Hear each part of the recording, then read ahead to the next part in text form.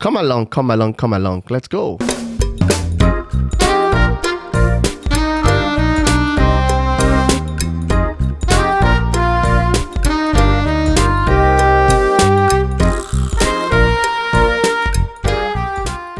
Hello, you're welcome to your Real Estate Journey podcast, where we help Canadians to build wealth, create value through real estate. Yes, sir. I'm your host today again, Joe, and I'm here with my very beloved brother. This is Nasser. How you doing, guys? Good. Glad to be here again on the YRJ Podcast. How you doing? Between last week and the last time we had our last conversation. Super excited. How's that thing going for you? Things are going great. Life changes. We're already halfway through the year already. I tell you, man. We're already in June, guys. Imagine we're just setting New Year goals and all that. How long ago now? Wow. Before December is here and then 2025 is done. And then it's gone. And then before you know it, you're asking yourself, am I living purposefully? Yeah. I saw that on your status today. What was that about? You wrote you had purposeful living. What brought about that thoughts? Just as a side note. I mean, I think sometimes in life you evaluate yourself in terms of how you're doing, in terms of the goals you set for yourself, right? And more around impact, right? Are you just living life? Are you living or you're existing? It's a different. You can be living and not existing, right? Living is just like living like every other person. You're just alive. You're just alive. You're going, eating, whatever. Existing is actually purposeful living. Understanding what God has called you into to do, and then you actually can see yourself, in it. Even if you're not there, like fully, you can see that, there's a path to it, and you're actually every day you're constantly driving yourself to get to that goal. So for me, it was just waking up in the morning and just reflecting that, wow, we're mid-year already. Are we still on track? Am I living in purpose? Am I living purposefully? There's something you said about just before we started recording about knowing what God's will for you is, and once you find that, you've struggled basically in life. Yeah, I mean, because once you understand, because the Bible told us that for we don't know what we ought to pray for, right? As in, that's the way God is designing it, right? Because God is the only one that is self-sufficient or self-existing. He wants us to consistently live up with Him, right? That's where He takes His glory from, right? So, and you need to be able to tap into that is when you have an understanding of what God has asked you to do or what God has asked. And once you can strike that, brother, it's like eating a diamond. Yeah, because it's just smooth sailing from there. And doesn't mean that walk that path. It doesn't mean it's going to be easy, right? But the insight is the fact that when you now pray, when you go to prayer, you're not just praying amidst. You're praying with clarity to say, God, this is what you've told me. How? Show me. Let's navigate. Let's start. The how He will help as you're working with Him daily. Then He would, one step at a time. Holy Spirit will be directing. Different from just living and you're praying to God, spending hours praying. And you're just praying amidst, and it's trying to redirect you, like son, daughter. Go this way, yeah. But for you, you don't even know that there's a will, right? Because you're so caught up with self, with your desire, Lamborghini, 5 properties. You want to, which could be fine if that's God's will. If exactly, but the key thing is to know His will. Yes, right. I'll tell you what's going to shock you now. Look at Paul in the Bible. The Bible never told us if he was married. True. Right? Even though theologians alluded to the fact that there are traces. But, I mean, I'm going to stay within what God has given to me to study. I'm not going to go busy looking for... he himself said that, be like me, though, if you can. If you can. And he wasn't married, right? And that's a man that, I mean, because he knew his assignment. So it wasn't a pain in his heart. It wasn't burden to him. He wasn't struggling to say, I want to marry. Marriage is good. My point is, we all need to know what God has designed. Because when you live in God's purpose, you're living a very peaceful life. True. Even if you haven't considered, but you are sure, you know what His purpose are for you. He said, my thoughts for you are of good. No? So even that purpose that is different from your own desire, right? You know it's for good. For good. Okay, so you're welcome. That's how we do it. We're just trying to let you know that, I mean, we don't just do business. We do business in the kingdom. Kingdom business. Yeah, we do kingdom business. At the end of the day, we make money for the little we need, but more to advance His kingdom. Kingdom of God. That's it. Absolutely. That's it. The Bible says, I will build my church, and the gate of hell will not prevail. We are the church. Yes, sir. Preach. So saying we're going to build us. You guys should comment on the Pastor Joe. That was an impactful word. Pastor Joe. He said, I'm going to build my church. So he said, I'm going to build you so that the gates of hell will not prevail. Meaning whatever devil has designed for you will not come to pass. Amen. I'm going to build you. And when I build you is you advance my kingdom. It's like through the oceans, through the valley, through the hills. Hallelujah. Let's get into our conversation Glory. today. Okay. So today we're going to be looking into, I know people are going to like this conversation. It's about money, but right It's now. one of the most. I think if we were to Frequently ask FAQ. FAQ questions, one of the most asked real estate questions. What is it? Everyone wants to invest in real estate. Maybe we should start a school. What do you think? Investment school. Why not? Business Why not? school. Why not? Okay, don't worry. One step at a time. Why not? We're He's getting leading, there. he's leading us the way, right? As long as it's in his wheel. Absolutely. I like that. So today we're going to be looking at investing in real estate, Yes, sir. right? So a lot of people have the question, do I need to own a home? First property, second, can I rent and invest?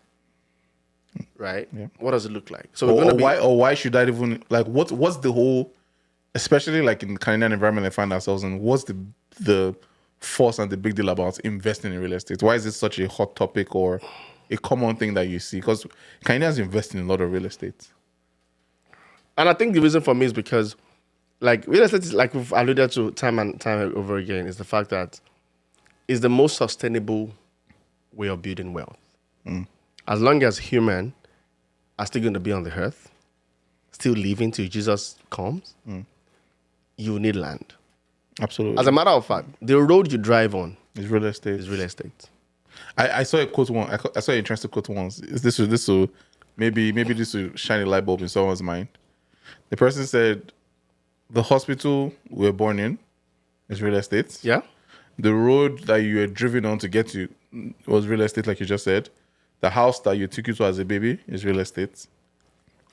The church that we go to every Sunday is real Everything estate. land sits on. The school, real estate. Work that you work in after you graduate, real estate.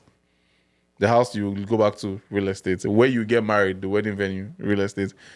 When we die one day, bury you in the ground, still real estate." You know, people always feel that when God told Adam to till the land, people didn't just understand the concept. God was showing him. Adam never saw the beauty of a land. He didn't understand what. He just knew What that he was saying. everything is available. So God is saying, I'm pointing you. That's where everything is. I'm pointing you to it. So you got to figure it out. Yeah. So the reality of it is that everything that human, if you're existing, you're basically existing on. Real estate. Real Can estate. we go deeper on that point you just made now? On what points that? And about Adam being pointed to the land. If I remember correctly, that was all he really pointed him to do. Yeah. He just gave him the instruction to till the land, cultivate, replenish have dominion over the fish of the sea and the bird of the air. That The was it. seed that is having He dominion didn't tell him on. anything about maybe how to plant fruit or do just the land, because from that land everything emanates The from seed, that. the seed that he had dominion over. He said over the coast, over the waters. He was talking about real estate. When God was speaking to Abraham, and he was saying, look not towards eastward. That's real estate. land now. He's just telling him, look. And it's land that people are still That's it. He didn't say look to the sky. Right? Because he knows that the sky is for me. So he's telling him, in this earth, I've given it to as a you. key resource. Look. Yeah. So it's very important for people. People ask that question. People want to know because everything around wealth is built around real That's estate. from land. And even though people make their wealth outside of real estate, in terms of sustaining it over generations, they end up transitioning that wealth into land. Into it. Yeah. Into real estate. There are other ways of, doesn't mean that everything, we don't have other framework of wealth creation, other asset class and all those things. But you realize that even within the asset class, this thing we call RE. Real estate is an asset class. It's a very, very core pillar to wealth creation. And that's because, it's always evolving. It goes up and down, but the up is always higher than the down. Okay. Now the down typically happens because probably something's overvalued beyond what it ordinarily should be. Yeah. Then it has to get corrected because people need to be able to tap into it. Yep. Right. So you just can't keep going off the roof. It has to be, again, if What goes up must come down. Yeah, and particularly if it's within the confine of the financial model in terms of, maybe 5%, 20, 15% yearly increase, which is pretty much very normal. Right. But the moment it's over, beyond and above that, right, that is just been, not realistic. Because the reality of like the word, there are two words. It's like investing and then in real estate. Yeah. So we spoke about the real estate part, but the investment part too has its own feelings. things that drive that market. Either you're investing in stocks, in real estate, in businesses. And there are two things that drive investments, really. Fear and greed. And greed. Yeah. So once greed gets into it, that's when we see overinflated asset prices, right? And then there has to be a market correction, just like you rightly mentioned. Yeah. So if I were to let's dive deeper into investing in real estate, right? I'll start by the first one, which is, I think we've already alluded to that already. Land banking. That's the number one starting point. I'll say the foundation of real estate investing. Just buy land. That's it. In my country of birth, that is a huge. Oh yeah. That's a huge asset class to own, because there's a lot of, especially in situations where there's a lot of uncertainty. Yeah. Land banking is huge. It's right? a big deal. People just buy land and just keep it. Keep it for. I mean, there was a church in Nigeria. I might not get the actual number. I'm going to give you a picture. It was all over social media. I think they said they just bought a property, a land, as a matter of fact. In the whereabouts? In the western part of Nigeria. So like Lagos, talking Lagos, Ibadan, kind of. I think somewhere around that. And they said when the family bought the land, I think it was probably about, if I'm not, maybe I think 10,000 or 100,000 in naira. Guys, for context, 100,000 naira is how much is that? That's about $150. $150, yeah. Right. Okay. Now, so they bought the land, or maybe about $1,200, maybe. No, it's about 150. 150, yeah. Because 1,000 is $1 to 1,000. Yeah. No, $1, 200 to 1,000 to. Okay, 1 2 actually. $1, yes. 1 2, yeah. Okay. So when they bought the land, it was around a very, very. The point is, it was a very almost insignificant amount. So $150. People have argued that at that time, the value of that money was a lot. Right. But we're talking about now.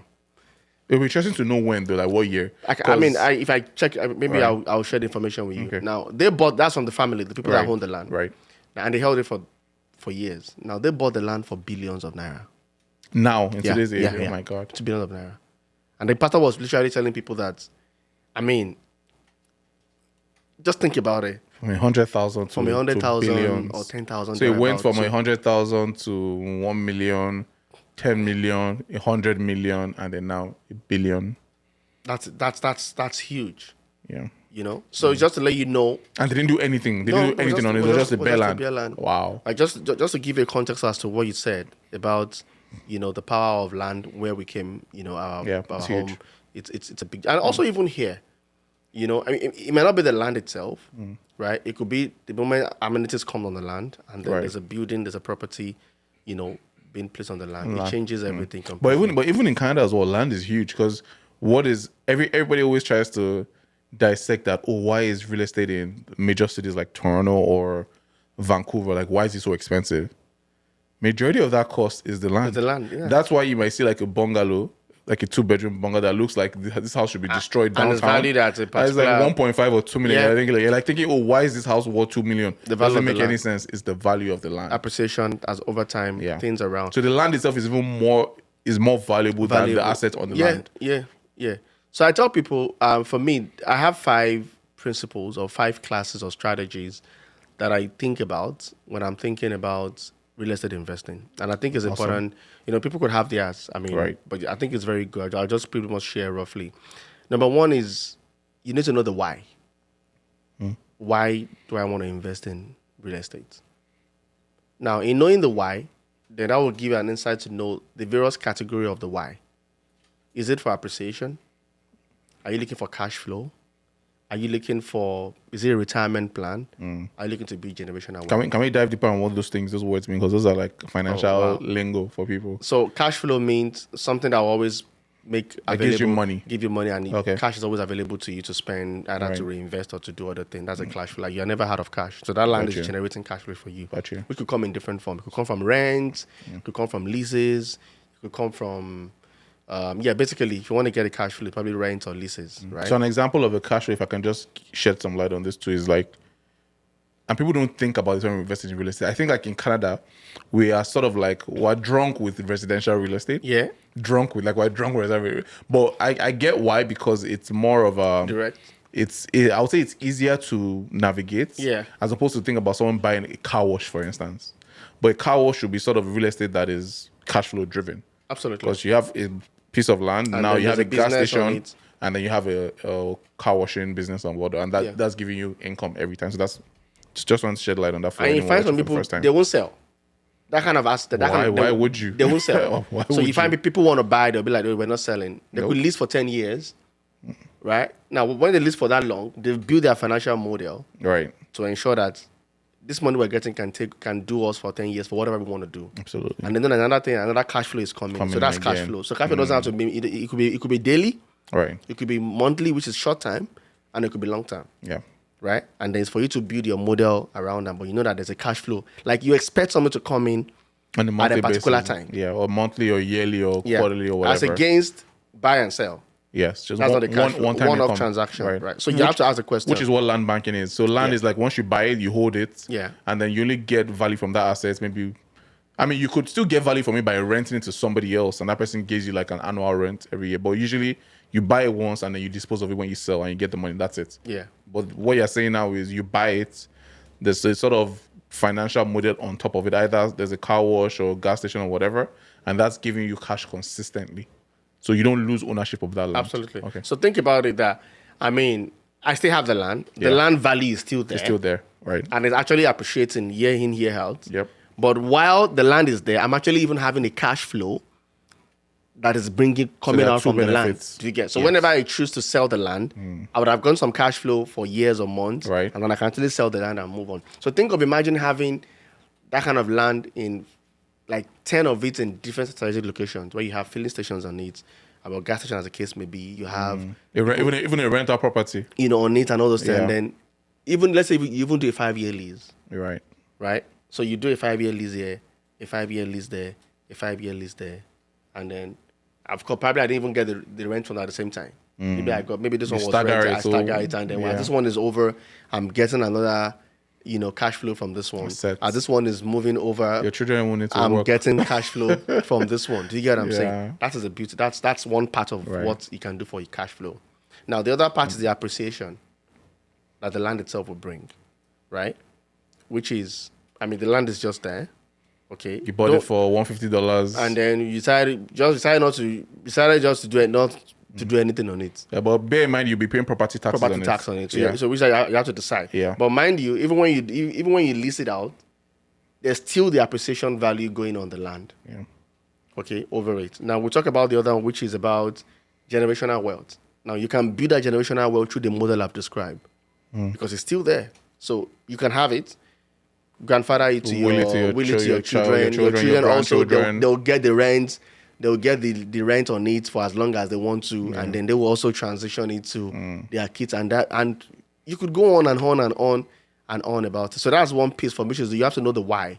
Right. Why do I want to go into real estate? Because when you have the why, it will help you to decide on the kind of model Or what asset type you want to put on it, into. and how you want to start, how you want to operate it. Yeah. And when you mentioned that about willing into your children, I just thought about something that gives maybe real estate, and I know we also love, myself and you talk about this offline. We also believers in the stock market as well. But that's one advantage I think real estate has over Does have- land. yeah. Real estate has over stocks. Over stock. Because if you think about it, like real estate, the land, even if let's assume there's a gas station there, and God forbid, like there's like a fire situation on that gas station, and hopefully nobody's injured, and then that gas station is gone, and they need to rebuild. Yes, you've lost the cash flow aspect, but the value of the land is still there, right? But with businesses, if you invest in a stock, what if the company goes bankrupt? I mean, we just had, for example, Hudson Bay, right? I mean, everyone knows about it, that was right? tough. So imagine you have a Yeah. stock. And you own like You own a lot of stock. Like 100 shares of You'll cash Hudson out. Bay. I mean, you would have Yeah. made a lot of money, but it's over. But it's over, done. it's done But now. guess what? Any property Hudson Bay owns it's still theirs. is still theirs. So for that's a you, fact. now, who is into stocks, which we call paper assets, right. right? You've taken all you have to get. It's all gone, right? But the company you are buying into, they still have They still have the assets. the asset. Okay. So just to corroborate what you said, That's a very, very valid point. Good right? point. That's real estate doesn't have, except the word is There's no expiration, There's except the word, war, except Jesus comes, and even if you look at the old war in the Middle East, There's still land the there. land is still there, which is why a very beautiful president is offering to help develop. Let's move on. So it's about the land. The It's land. So it's just to let you know that there's something about real estate. Yeah. How you want to see it, either from a land, or from a building, or from whatever Even the air rights over the building. Yeah. Sometimes I've heard of situations where people charge for the air rights. Yeah, government does. Like in the GTA, for instance, I saw this. Becoming a real estate agent at some point in the start of my career was shocking to me. You know why? I was looking at condo buildings, and then I saw something listed in a condo building, 75,000. I was like, oh, a condo is going for 75,000. So I look it up. It was just a parking spot. Yeah. Guys. People sell parking spots for 50, 70, even 100,000, depending on what location is. Because as we all know, there's no parking downtown. Yeah. So even just owning a parking spot is an investment. And what is a parking spot? Just some where you park a some car. That's it. Just like how many square feet? How many square feet of 10 or 12 square feet. That's it. Or what? Yeah. Real estate. But the starting point for people to know the why. It's just good for you to have that very basic understanding of why do I want to go. Is it because people are going into it? Do I have a full grasp understanding of what I can do with it with investment? So what's the goal? Nice, awesome. So what's the second one? I think it's good to do your market research. Now, so when you're clear on the why, then you want to look at where. So the where is very important. That's always the number one question every client asks. Right? I want to invest in real estate. Where should I invest? Exactly. So which is where market research is very important. Like look at, have understanding geographical study of the investment potential, historical data of the kind of businesses that is giving that income. Is rent working there? Because again, don't assume rent is not paying everywhere. Yeah, because you might never break even with rent in some locations 100%. Because of how much you're spending and your mortgage is more than the rent to be collected, and even the cost of living in that area, the power for people to pay, the kind of jobs they are doing, might not be able to cover off from the property. Absolutely. So they only pay you what the market value is from financial perspective, right? So you have to do your market research. Why, where do I want to, get my real estate? Either you want to get a land, either you want to get a property. And then when you get the property, you then tell yourself, oh, what kind of business is going to work? And then it falls with location, right? Because not everywhere you're going to have a filling station. No, it doesn't work. If you put a filling station where there's low foot traffic. You won't see the cash flow you're looking for. Right. So you need to know the why. So that ties. So the market research, I would say, ties into what we call the fundamentals of real estate. Yeah. Which is location. I feel like if you get the location right, it's hard to lose on anything else. If you get the location right. Absolutely. If you get the location right, it's hard to lose on anything because what else. drives... So a lot of variable drives the value of property. Right. Or land itself is people. Right? If there's density of people moving, high density of people moving to particular location, there's going to be... So more demand than supply. More demands are going to be there. Even for businesses, they want to come in there. So the land you have, right... People want to move in to probably lease it for you to build a filling station because there's a traffic of vehicles coming to that area, right?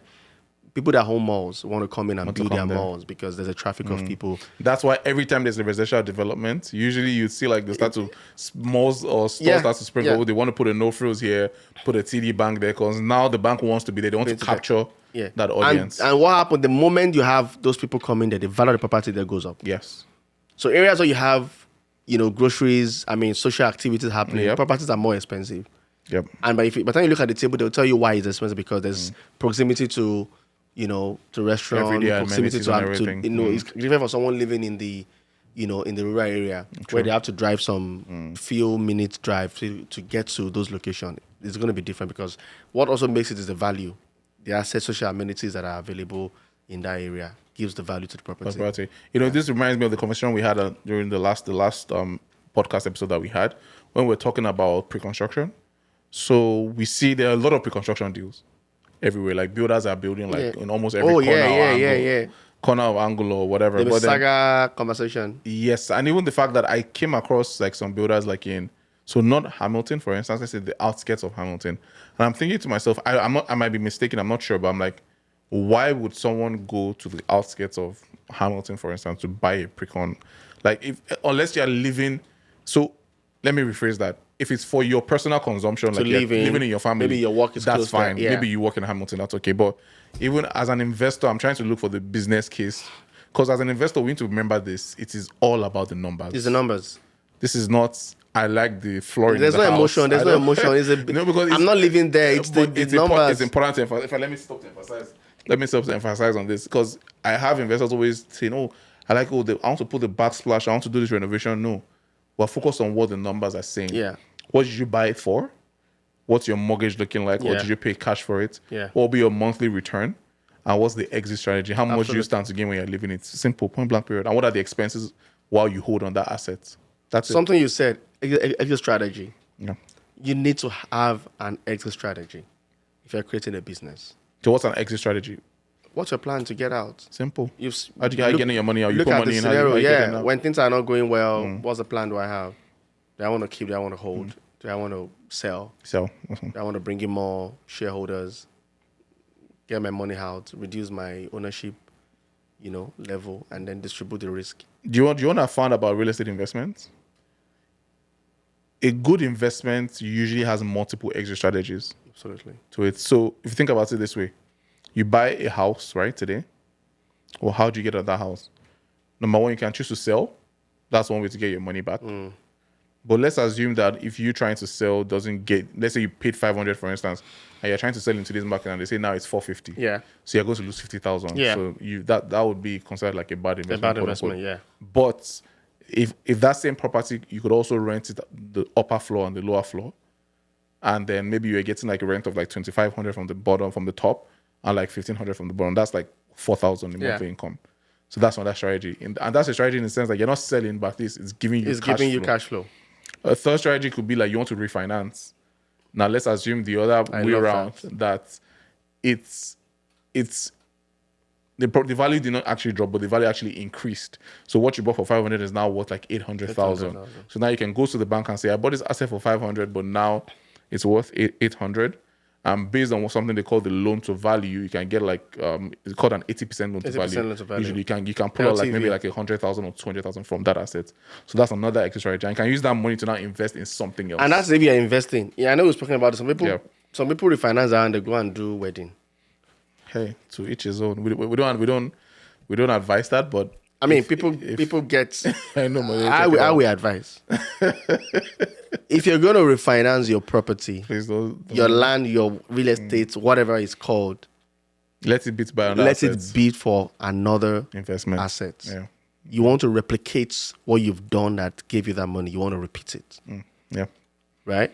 Because basically you don't want to go into liability. Right. You want to put it into an asset. And then hopefully maybe that asset can now cover the wedding expenses, the next asset that you're buying or something, right? So just make sure that you run the numbers very, very well. Because even if you're investing, like you said, the numbers need to add up. Yeah.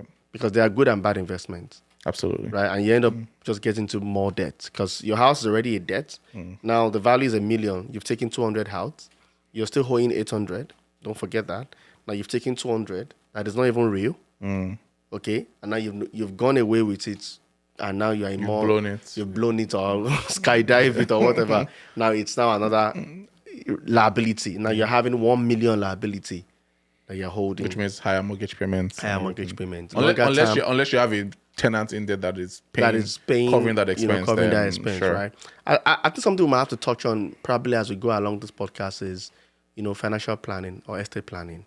I mean, because if we talk about real estate, there's something about estate planning as well. And you need to know how to tie your real estate into the estate planning in a way that it doesn't hurt your beneficiary. Right. When you depart. But we'll get that. Yeah, we'll bring the experts. Just to let you know that there's a lot, I mean, you can see us just go right, left a little bit, just give some tips about some things. We're actually going to deep dive into them at the right time. Okay. So which I have to stay connected, stay unplugged. Subscribe, share. So share with anyone, right? I'm sure people have been hugging this with their friends. Like, hey, now you see now. I've been telling you. Tell that friend. Let them come around. And we're also learning, right? Yeah, I mean, we're not sitting here as an island of it all, right? Oh, no, you learn every day. I mean, if you have any ideas, please put in the comments section. If you want to even come on, if you want to join us in this podcast, to feel like, you know what? I think something you said, I think I have more experience. We are open to it. It's about... Please send us an email at yrjpod@gmail.com. We'd love to have you on. Yeah. Again, yrjpod@gmail.com. If you feel that, oh, guys... I want to come in and, say one or two things, share with you, this space with you. Yeah, please. We're open. We're hoping. The better, the more the merrier, and the more knowledge, more experience. So back to the conversation. So I think the first thing you mentioned, once again, was know the why. The That's second with the thing is your why. market research, which we talk about location. So what next after that? And even for the market, there's a lot in the market research you have to do. You need to understand the various markets that we have. Yeah. So let's put it out there. If you're going into investing in real estate or even any business, you need to have an understanding. You need to have a good financial knowledge. Don't just assume. Don't just go and give someone your money to invest. You need to understand. Right? I remember doing our training, we had to do a lot of financial. I learned about capitalization. Right. Right? I don't know. I never knew what that was until when I got into this business. You have to understand, if I'm buying a business, Right. for example, is it profitable? How do you know if it's profitable? Capitalization. You need to know the loan to value ratio. You need to know, is it profitable? Is it making sense? The expenses, The everything. expenses, the records. IRL. You don't see the business records Right. of income. You know, how has it run for the past 10 years? Has it been profitable? Why are they struggling? Because it's not every business you want to buy. You know, you don't want to be sure that it's failing not because of the business model. Right. So many things. It could be a location problem. It could be a strategy problem. It could be a customer problem. So there's a whole lot you need to have You understanding. can fix a customer problem, but you cannot fix a location You can't. problem. I mean, you won't drag it. I mean, I don't know how you want to do that. You want to carry the video on your head and be trading up and down. Yeah, that's the thing. So you can have a good location, business. location, It's very, location. very Yeah. important. So you need to have, and again, or just understand the population, the numbers, the location, the people traffic. And we spoke about the market research, Yes. right? And then the other part of it is that you need to now look at the various investment strategies that you want to adopt, which ties back to the first point that I said, the why. The why. Under the why, we spoke about the Cash flow, appreciation. growth, you know, you want to leave it all fabric for wealth, family generation. So now the other part of it is type of investment you want to get into. Is it buy and hold? Do you want to buy? Maybe you've heard there's been a prediction Right. that property is going to go up by 30%, In or there's going to be an earthquake, or there's going to be a scarce, or government is bringing a regulation, and that is driving you. So you want to know: am I buying and holding, Right. or am I buying To rent. To rent? Am I buying to dispose? Well, actually, buying and holding is you could that's still buying. It's to still rent. buying and holding. In a way, Yeah. And even in buying and holding, do you want to buy and don't develop? Right. Okay. Okay, because probably don't want to spend any additional money to develop, because that will cost you some more. You just want to buy just the land, bare land, keep it that way. Just keep Find it. a developer that is willing to come in, right? And something they call JV. I don't know if you've heard of JV, joint Yeah, ventures. the joint ventures, yeah. Right. So you might I know you know. I'm Oh, talking sorry. about- Yeah, I mean, you are my boss. Sorry. Who am I to ask you? I met you. We're learning every day. We're learning every day. So you want to do JV, Okay. which means I could have this land, and I'm bringing a developer on board Yep. to say, I'm giving you the land, and then when you bid on the property, maybe 10 acres of land, or let's even think about a condo, for example, a high-rise condo, right? And I'm giving you my land, and I'm saying from this condo, I want 20 20 units. out of it, right? Only fair.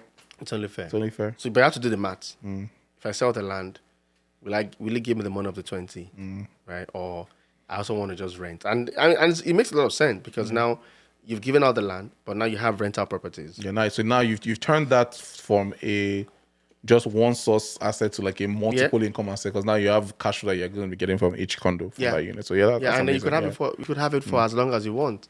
In fact, I came across something where they call it sort of like turnkey real estate. Turnkey, yeah. So what these guys do is they buy land, they go through the process, because in Toronto, trust me, it varies for different municipalities, but going through the process of approvals It's a for lot. land, it's something. You need to have the right people on your team to do that. So what some people do is they buy the land, then they go through the approval process entirely, but they don't build. They don't build. But they hand over to the builders. So they go through that whole process of getting everything done, because they have those relationships and that network, right? And then they hand over to the builders to buy. So They just come in and start building. yeah, and they have that skill set. So they don't want to build. They have no interest in building. They just want to do the planning stages, and they hand over to a builder to do. So I found that very interesting as well. Yeah. And we have what they call house hacking. I'm sure maybe you want to talk about house hacking. Yeah, so house hacking. In fact, someone asked me this question earlier today. In simple terms, let's assume actually house hacking will work with, let's say, I would say maybe 3 to 4 units as opposed to just a duplex or one. So house hacking, let's assume you buy like a fourplex. A fourplex is a unit that has 4 different livable units in it. Okay. What now happens is the rent that your other 3 tenants are paying basically covers the entire mortgage and maybe even extra. Yeah. for the house. So you're basically living for free. You're living rent free. So you're basically living rent free. So that's what we call house hacking. Yeah. Now, in the past, people used to do this actually. People used to house hack in the past. And I'll tell you why. I had a story, like my wife had a family friend, very interesting story, right? So what his dad was, even as a student, right? But I'm not sure, but the people don't do this anymore for now because there's a foreign home buyer ban. Yeah. But he kept it as a student. His dad bought a property for him. That property had 4 rooms in it. Wow. So obviously, he got his friends to live in the property with him. That's a form of house hacking.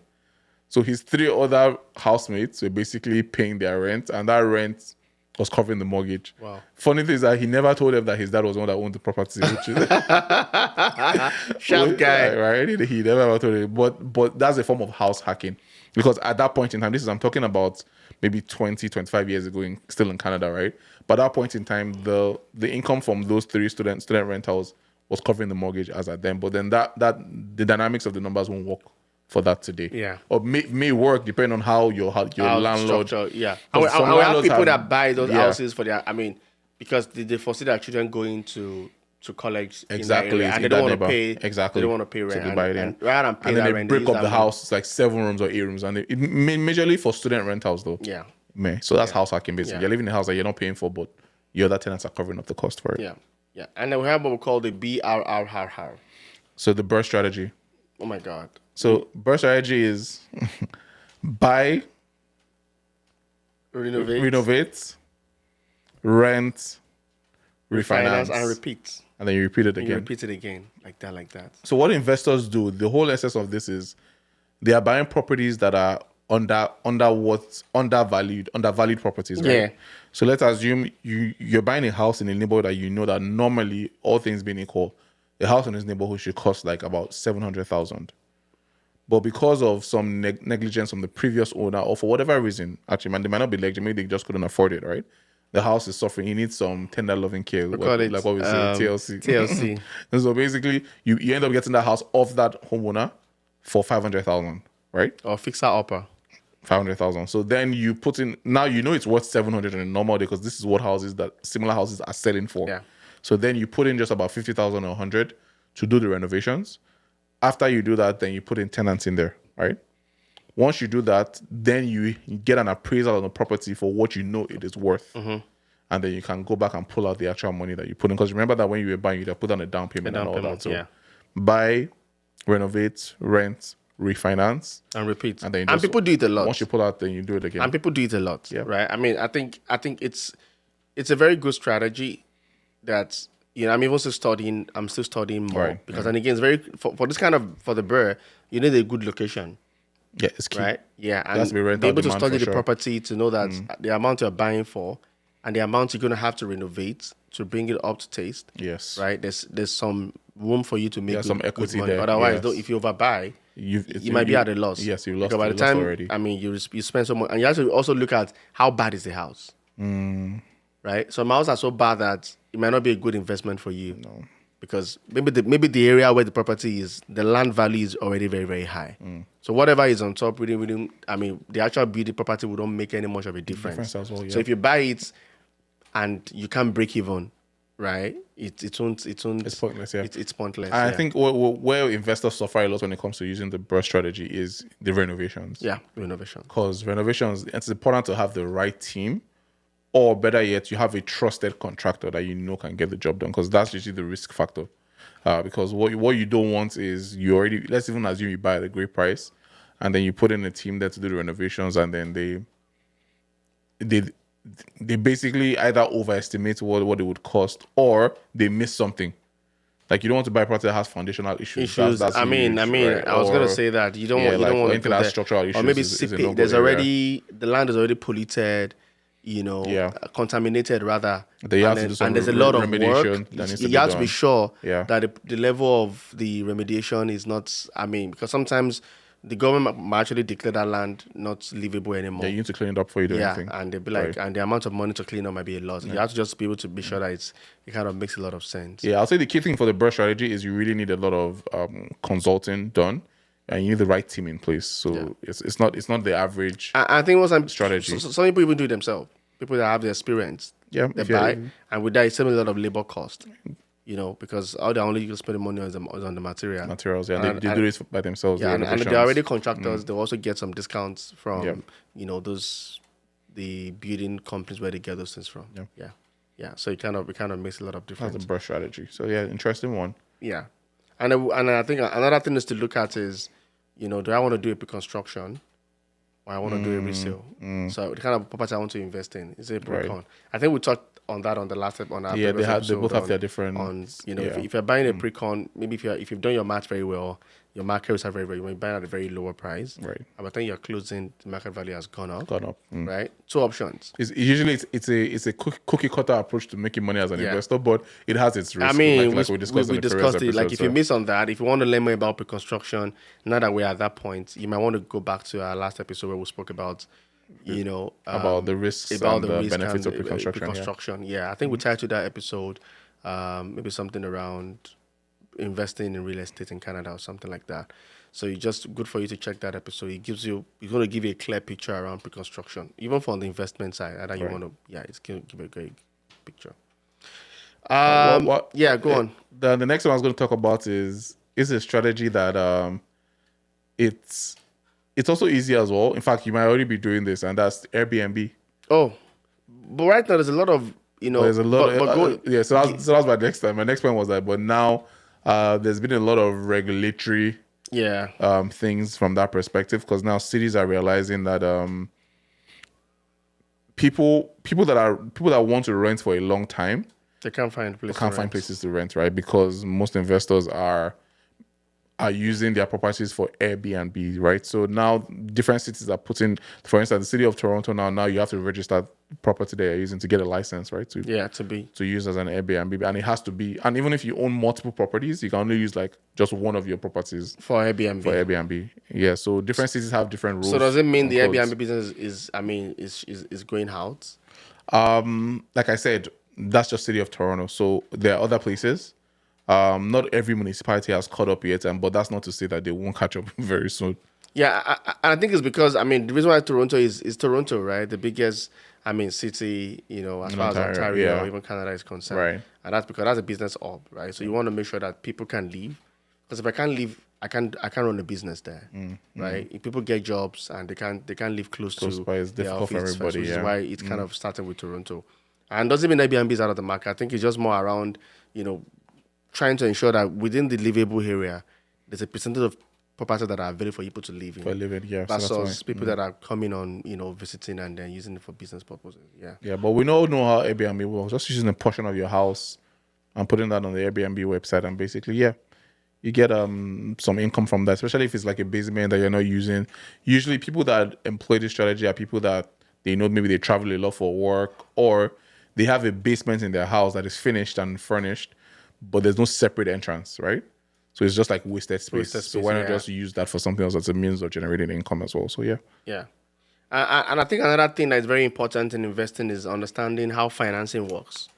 Because oftentimes, if you want to go into a property, except you probably have some trust fund, right, available. Oftentimes, people actually get into financing option. They go to the bank, right? Yep. So if you're going into investing option and you want to rent, you want to get a finance to invest, you need to understand a whole lot about cap rates. Like I said, understand ROI. What does ROI? That's return on investment. To understand what we call the cash on cash return. Right. There's something called cash on cash return, right? So it's very important for you to understand how financing works. What's the rate you're getting from the bank, right? Oftentimes you might want to get into a broker to help you do some analysis, some negotiation with the bank, because it doesn't make any sense if you're borrowing money from the bank and almost half of what you're making, or even more than what you're making, is going back into the interest. The mortgage, right? It needs to make sense. It needs to be, I won't even say break even. You need to be profitable. Yeah. And profitable, people forget this. Profitable is not just, sorry to cut you off. Yeah, profitable is not just, let's say the mortgage is 4,000 and then I'm making 4,500. Yeah. Yes, that's good. But remember, you're still paying property taxes. Yeah. Remember, you're still paying property insurance as well. So you need to factor in every single expense line has to be accounted for. If not, you'll miscalculate your whatever your actual returns are supposed to be. Yeah. Which is why it's very, I think I said that also in the previous episode. If you're running an investment business, right, you need to understand how money works. right? I mean, yes, you can invest in real estate from a stock perspective, buy into ETFs, And you just close your eyes. and You don't just have to close worry your about eyes. that. But Yeah. the question is, how much are you gonna? I mean, what's the ROI on that? As against having to run it from a business, either you have a property you're leasing or you're, selling and repeating over and over, right? But the key thing, you need to understand how it works, which is where the due diligence comes. You could hire a professional, Right. okay, to get those information done for you. You could hire an accountant to run the numbers for you. But no matter how it is, you also need to have an understanding of how the number works, Absolutely. right? So you can be very, I think for me, when it comes to investments, it's less of emotion.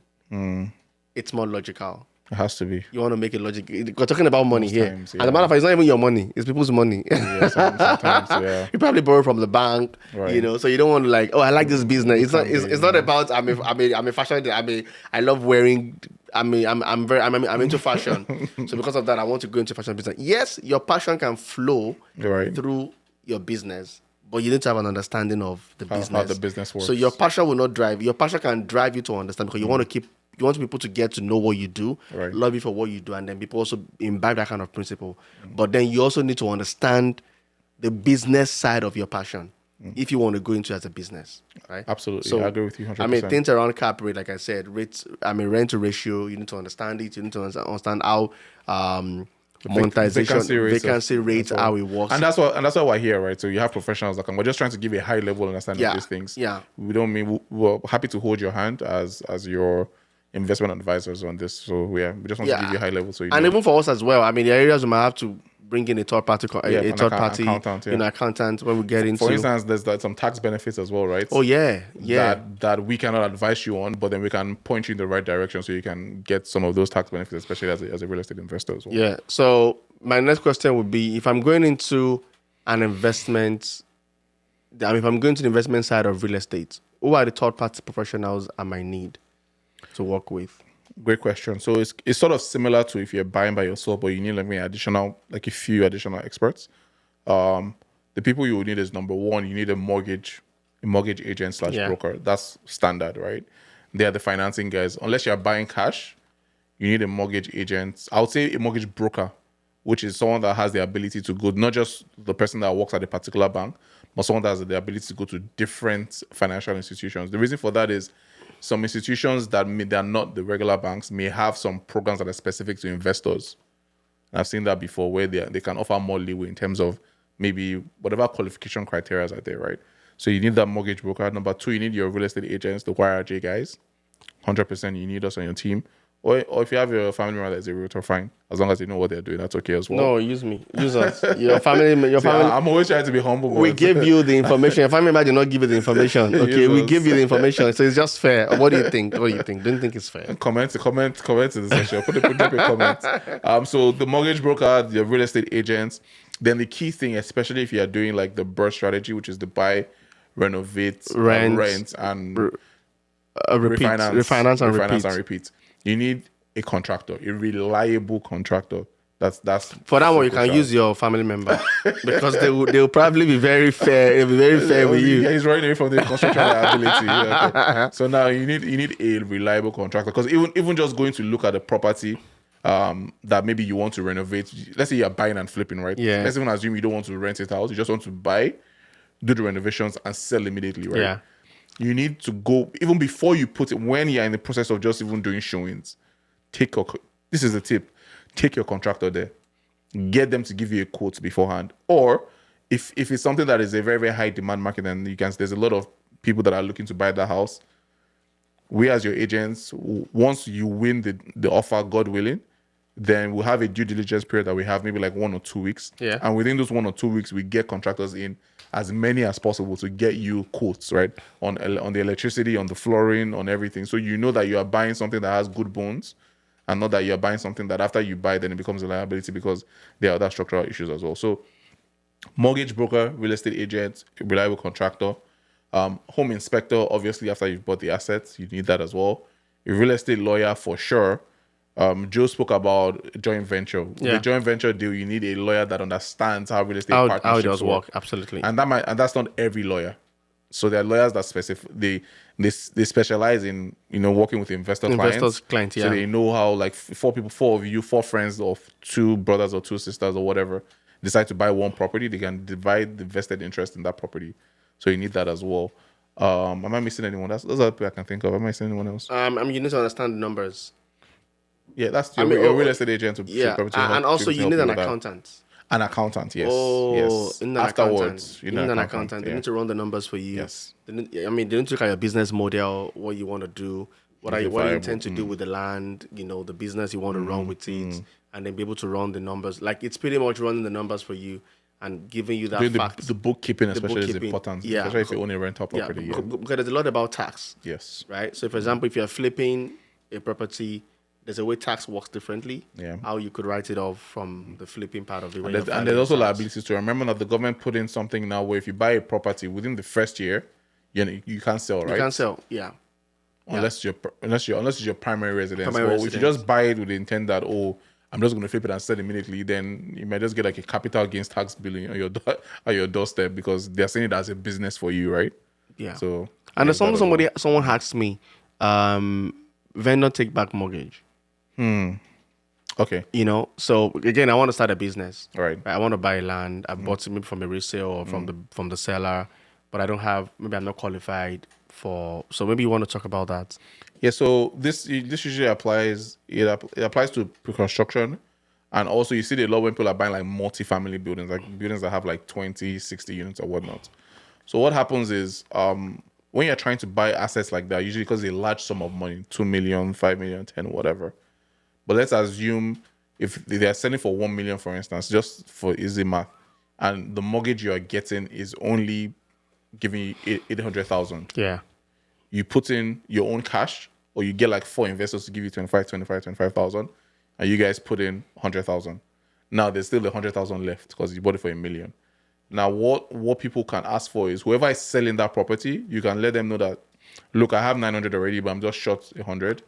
How about you lend me 100,000? So it's kind of like an IOU. They also want to sell, so yeah. So they also want to get rid of the asset, right? So it's like an IOU with that seller, and basically you agree on an interest rate that you be paying them. So it's like you're taking a mortgage with the person that is selling the property to you. So that's why it's called a vendor take back mortgage. Yeah, and that's just what it is. Yeah. Yeah, I mean, I can't imagine we've gone so far talking about investments. We're just scratching the surface. we've just what we've only given is just eye level. Yeah. Because for each of those points, we could actually go into them, talk about the risk, talk about the pro. For example, why shouldn't I do a vendor take back mortgage, right? Right. Why shouldn't I, lease, just buy and sell and move on, right? What are the? Because again, if you're leasing, you bear some responsibility. The land condition, and then there's a lot tenancy laws and all that. Tenancy laws, compliance. So people don't want to get into those aspects. I just want things clean, right? I don't want to buy a condo. If I flip, I don't want to repeat it. All right, So there's a whole lot of pros and cons. That people might also want to ask, okay, how do I know the location now? To buy. You guys, we only spoke about looking at the flow of traffic, right? But again, where? People always like specific. Is it Hamilton? Is it Oshawa? Yeah. Is it Whitby? The truth about that, there are investors in all these different markets. Absolutely. So I think, to be honest, it ties into what you said initially, which is what's your why? What's your why? Because your why, in terms of, is your why cash flow, is your why appreciation, or is your why a blend of both, right? Will basically inform what market you should be looking at. Also ties into what we mentioned about population growth as well. Where are people going to? About migration. Exactly. Yeah. So because what's it called? Demand is, I think there's all demand and supply, right? Like where's the demand going to? And you need to be there as well. Number 3, assuming you're doing something like Airbnb, then the laws of the municipality will now apply. Yeah. Right. So this is why it's hard to give a blanket statement to just say, buy here. It depends on what your goals are. Based on your goals, in real estate we call it what's your buy box. Right, what your goals are, then we align your goals with the kind of assets. We align your assets with the kind of the future exit strategies that you can execute on and stuff like that. So it's hard to give a blanket statement, but yeah, we can book a consultation with us. Once we hear what your plan is, what your situation is, we can definitely give you an advice to say, okay, this and this are the places you should possibly be considering if you're thinking of investing in real estate. Or for some people, it might just be as simple as, I just have extra money. I just need something close to my house, and those are the easiest clients to work with. Yeah, I don't want to. Because I live in Durham. I get a call to get one of things wrong. I can just do something here. So we can just say, okay, buy in closest proximity to you, as long as that city makes sense for you, and the numbers are looking good. Yeah, I mean, and to conclude, just straight into that path that you've mentioned around the location for people, proximity, because sometimes, people think, because again, it's going to cost you more dollar. Right. Maybe you have to get a property manager. Yes. To manage things when things are wrong. But if you have like 3 or 4 units or property, as the case may be, right? And probably you live like almost some hours Like 2 drive hours away away or something. right? Yeah. It's not. I mean, if you get a call, it's not something you want to easily dash into. Except you have to plan yourself. You don't want to go today and then the next person calls you next week and then you travel all the way. It can end up becoming a full-time job. Exactly. Yeah. So people just look at getting maybe a property management company or someone, property manager to manage. Yeah, which is another person you need to add to your team. Sorry, Property don't manager. forget your property manager. Yeah. Absolutely. A good property manager. Not everybody can manage properties. You can get your family member for that. No, please don't. Please don't. I would not advise that. I mean, for me, if you're talking about family member, that's the area I would say get a family Please member. don't, But for please the don't. realtor job, don't get a family member. We are the one giving the information. Right, because property managers, there are different forms. The N4, N11, N12. Different And layers. if you file the wrong thing with the Ontario tribunal, it can, that tenant can be in that property for an additional 4 to 6. Please, Absolutely. you need a professional. In fact, who you need is not even just a property manager. It's not even a property manager that handles professional. that. You need a paralegal. A paralegal that understand the peculiarities, Exactly. the laws, how Exactly. to evict people. Because the property manager is just going to just help you with Manage the the rent cleaning, collection, the sanitation of the property and all that. But you need a paralegal that can basically tell you about, okay, these are the pros and cons in terms of what documents should the tenant sign and all that. So yeah. Okay, great. I think it's been a very good conversation talking about investment. There's a lot around it. It's not as easy as just I just want to buy. Yeah, we just want to show you that Yeah. it's a path you can consider. Right. And these are the things, not exhaustive, but these are some of the things you can look at to consider before going into it. Yeah. But if you of course, if you engage with us, we probably, look at your situation, peculiarities, and craft that business structure. Track that. I mean, just all we've mentioned, assess the situation for you, and then give a professional advice, and then we can take it from there. Absolutely. So thank you so much for joining us on the YRJ podcast once again. Please like, subscribe, share if you know of anybody. Comments, let us know. Are there topics that you want us to touch on? Maybe we're just chatting. I'm wasting your time. Please, are you getting value? Want to know, because at the end of the day, our goal, like we mentioned already, is to get everyday Canadians to be able to build wealth through real estate ownership. So this is Nasser and this is Joe. See you next on the time. next episode. Take care, guys. Bye.